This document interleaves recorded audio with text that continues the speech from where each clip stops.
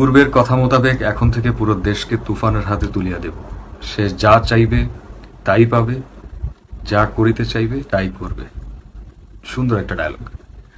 তুফানের টিজারটা দেখলাম, খুবই চমৎকার নির্মাণ, রায়হান রাফির সুন্দর চেষ্টা এবং দর্শকদের যে উন্মাদনা, যে ক্রেজ, যে অপেক্ষা, সেটা আপনারা সবাই জানেন যে ঈদুল আজহায় শেষ হবে এবং একটা পজিটিভ ইমপ্রেশনের ভেতর দিয়ে আসুক, সেটা আমরা সবাই চাই, সেটা আমিও আশা করি। এখন একটা জিনিস দেখলাম যে তুফান দেখে সবাই কেজিএফ এর সঙ্গে, তারপরে রণবীরের অ্যানিমেলের সঙ্গে তুলনা করছে, কপি কাট বলছে, এটা বলছে সেটা বলছে। এখন আমার পার্সপেক্টিভে আমি কিছু কথা বলি আপনাদের সঙ্গে।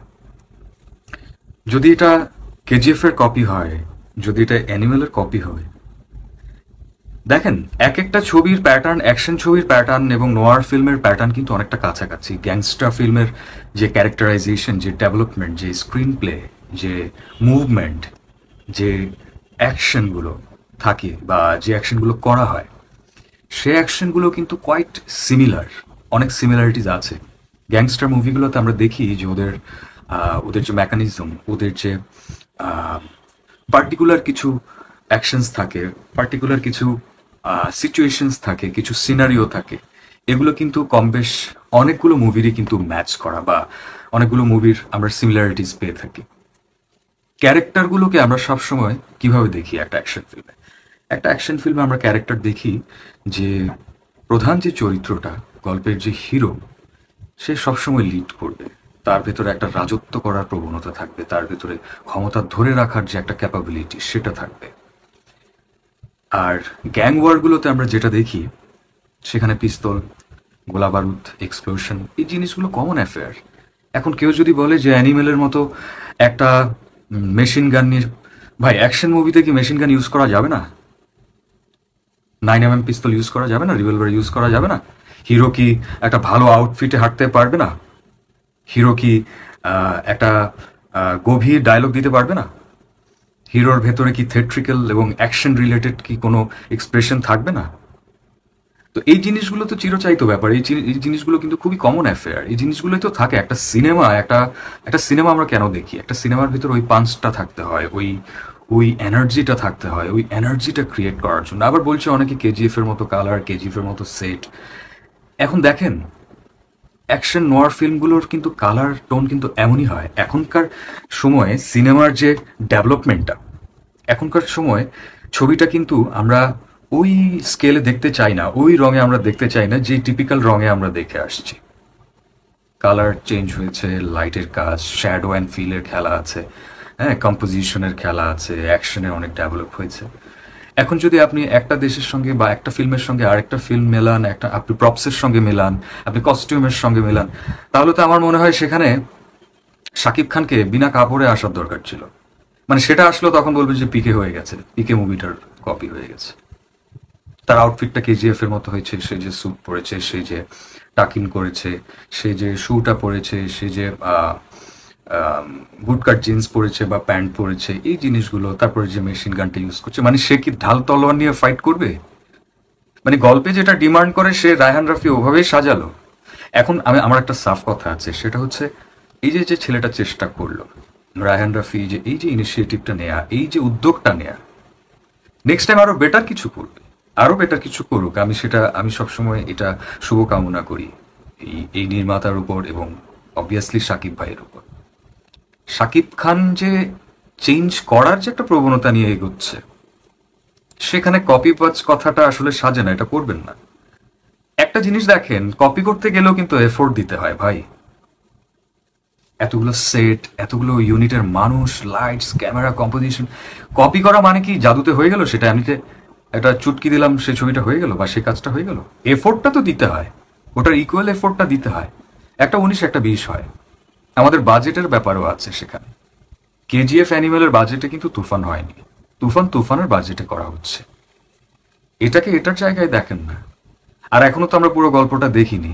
দেখার আগেই যদি সিদ্ধান্ত দিয়ে দিই যে এই ছবিটা কেজিএফ এর মতো হচ্ছে, এই ছবিটা তুফান ছবিটা অ্যানিমেলের মতো, রণবীরের লুক, আবার বলছে বাদটা আচ্ছা, গল্পে একটা দৃশ্যে কি মানে গল্পের হিরো সে যে খুবই একটা অ্যাঙ্গার ফেস নিয়ে আছে, তার যে একটা রাগ, তার অ্যাগনিটা সে কি প্রকাশ করতে পারবে না?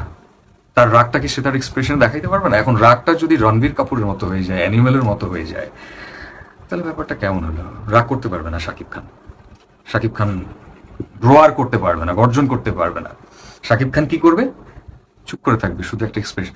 দেখেন গল্পে যেটা ডিমান্ড করছে সেটাই। সে বাথটাফের উপর লাস্ট শটটা এত সুন্দর ছিল যে ও বাথটাফের উপরে একদম মাম হয়ে আছে, সাইলেন্ট একটা এক্সপ্রেশনের ভেতর দিয়ে যাচ্ছে, একটা গ্রামলিং একটা একটা এনভায়রনমেন্ট।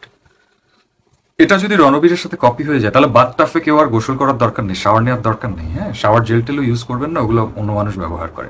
এখন আমার লুকের সঙ্গেও তো অনেক অনেক মানুষ কম্পেয়ার করে আমার লুকের সঙ্গে। আমি তো এমন বিয়ার্ড আর হেয়ার স্টাইল অনেক বছর ধরেই রাখি। কেজিএফ তো পরে আসছে, তো আমার লুক আমার বিয়ার্ডের মতো তো কেজিএফ ফিল্মের লুকের অনেক সিমিলারিটিজ আছে। অনেকেই বলে, আমাকে রেগুলার পিপলরাই বলে। তো সেটা নিয়ে এত মাতামাতির কিছু নাই তো। আমি সেটা নিয়ে এত খুশি হচ্ছি না, সেটা নিয়ে আমি এত দুঃখ প্রকাশও করছি না। একটা জিনিসের সাথে আরেকটার সিমিলারিটিস থাকতেই পারে, বাট আপনি কিভাবে ব্যবহার করছেন, কিভাবে আপনি অ্যাপ্রোচ করছেন, সেটা ম্যাটার করে। ছবিটা নিয়ে এত এত কথা বলার দরকার নেই তো। অ্যাপ্রিসিয়েট করেন আমাদের ইন্ডাস্ট্রির ছবি। হ্যাঁ, একটা জয়েন্ট ভেঞ্চার পলিসির ভেতর দিয়ে ছবিটা বানাচ্ছে। নির্মাতা তো আমাদের দেশের, আর সুপারস্টার মেগাস্টার তো আমাদের দেশেরই। শাকিব খান তো আমাদেরই মানুষ, তাই না? আমাদেরই ফ্যামিলি তো। তো আমাদের ফ্যামিলি হয়ে আমরাই বলছি সেখানে কপি হচ্ছে। এত আধুনিক হয়ে গেছি আমরা যে একটা সিকোয়েন্স একটা শর্ট কপি হতে পারবে না। এত আধুনিক কিভাবে হলেন? ডিজিটাল প্ল্যাটফর্মে, অনলাইনে, এটা সেটা দেখেই তো। হ্যাঁ, ইন্সপায়ার্ড হতেই পারে। এখন সে যদি বলে ইন্সপায়ার্ড হলো, করুক না, স্ক্রিনটাকে ডেভেলপ করার চেষ্টায় আছে। এর আগে যদি আপনারা মার খাইয়ে দেন তাহলে সমস্যা আছে। হ্যাঁ, ছবিটা হোক, হলে গিয়ে দেখার অপেক্ষায় আছি। ঈদুল আজহায় রিলিজ হবে। তো ছবিটার জন্য শুভকামনা করছি। তুফান আমার কাছে খুবই ভালো লেগেছে, এবং চঞ্চল ভাইয়ের সেই চিরচারিত ডায়লগ, তুফান দেখে ভয় পাইছি। আমি আসলে ভয় পাইছি তুফান দেখে। খুবই ভালো লাগছে ছবিটা। আর আশা করি আপনাদেরও ভালো লাগার জায়গাটা ধরে রাখবেন। শাকিব খানের যে চেষ্টা, তার ভেতরে যে একটা চেঞ্জেস, এই পরিবর্তনটাকে একটা পজিটিভ জায়গায় রেখে আমরা ছবি দেখব, আমরা ছবিকে সাপোর্ট করব। এভাবে এগোতে হবে, দ্যাটস অল। মাথা থেকে নেগেটিভিটি ঝেড়ে ফেলতে হবে।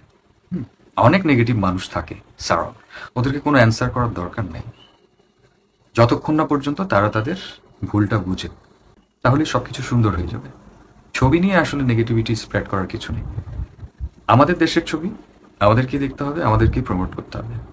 আমাদের মেগাস্টার শাকিব খান, সে আমাদেরই মানুষ, আমাদেরই ফ্যামিলি। তার যে চেষ্টাটা, আমি আবারও বলছি, তার যে চেষ্টাটা, সেই চেষ্টাটাকে একটা অ্যাপ্রিসিয়েশনের জায়গায় রাখুন।